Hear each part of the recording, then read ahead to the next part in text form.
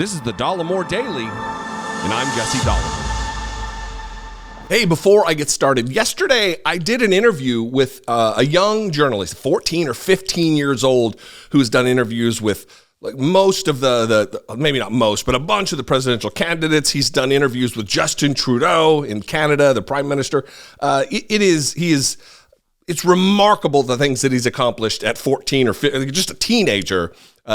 Makes me feel very inadequate. So thanks a lot, Wyatt. I'm going to put a link to this interview below, and maybe if I remember, I'll put it in a pinned comment.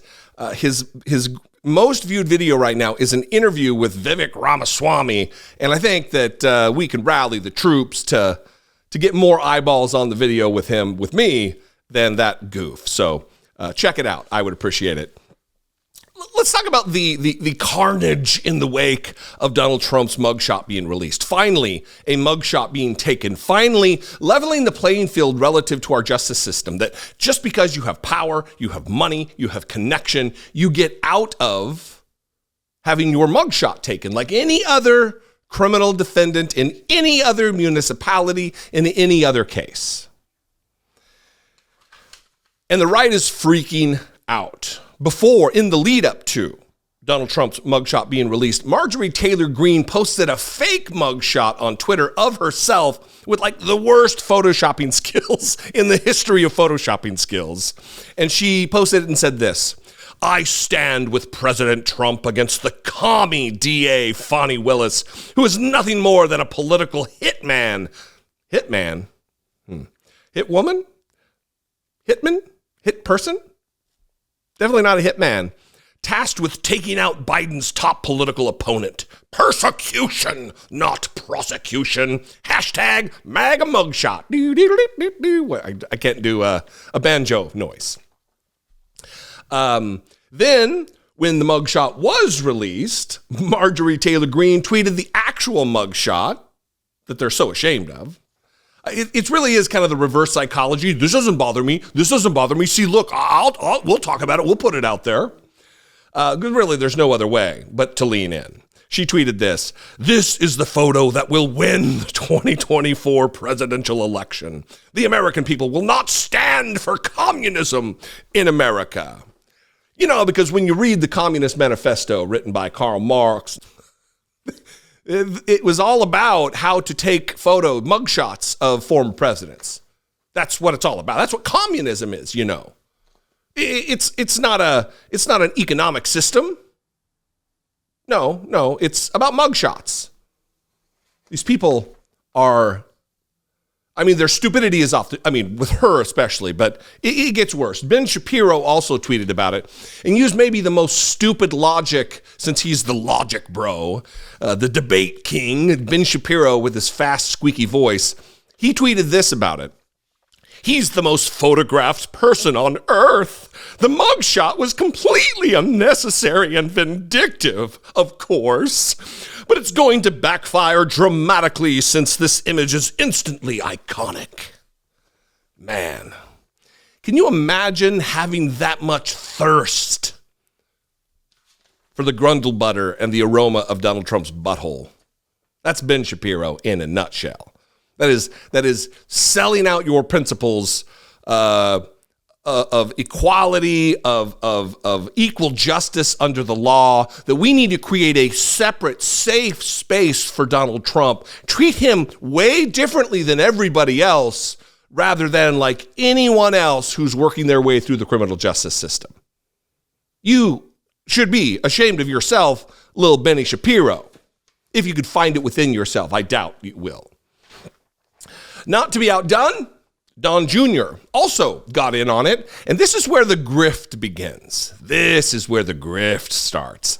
Don Jr. tweeted this with a photo of it, with his black and gold signature trash Trump style, and he said, "Free Trump merch."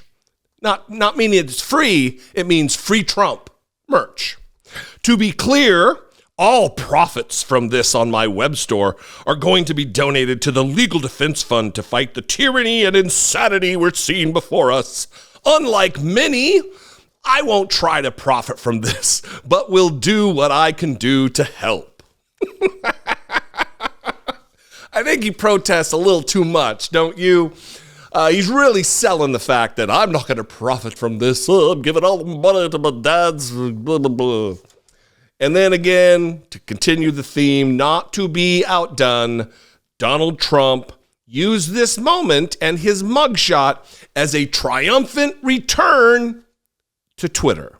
The first time he's tweeted, I believe, since just after the insurrection. I think the last tweet that he tweeted before this was announcing to the world that he wasn't going to go to the inauguration of Joe Biden on January 20th, 2021. He tweeted this image. All he tweeted was donaldjtrump.com.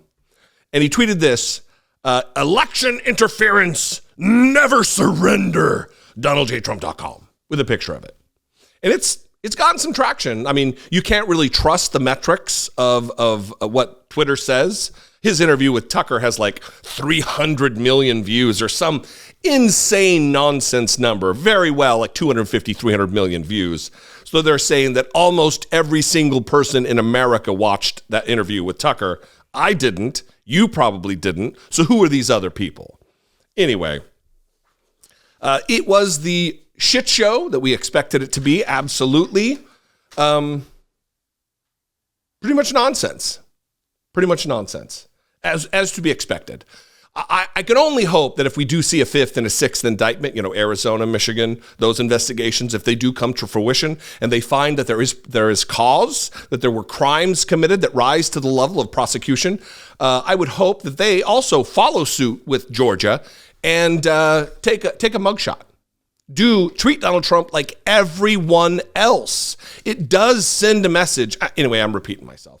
What do you think? I'd love to know. You can call, leave me a voicemail, 714-576-4054. Absolutely. You can email me, as always, daily at dollemore.com. I love hearing from you all. Follow me on social media. I'm on Twitter, Instagram, Threads, TikTok, Facebook, at Dollemore, all of those. And I'd love to see you there.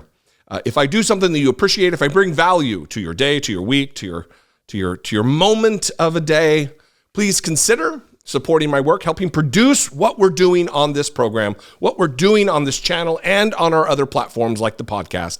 I believe that it is important work, and if you want to take part in it, click the join button below, see what's involved in becoming a channel member for $2 a month, $2 a month.